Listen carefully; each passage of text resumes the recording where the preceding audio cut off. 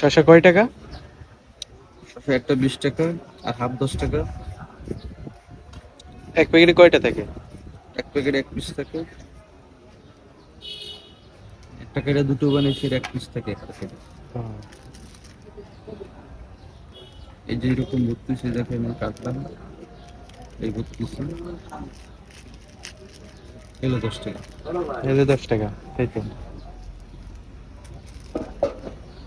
এই যে প্যাকেট, এইটা হলো 10 টাকা। এটা হলো 10 টাকা।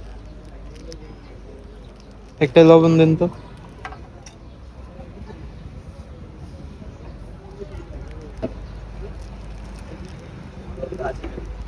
এই প্যাকেটে আছে একটা শসার অর্ধেক। হ্যাঁ, একটা শসার অর্ধেক আছে।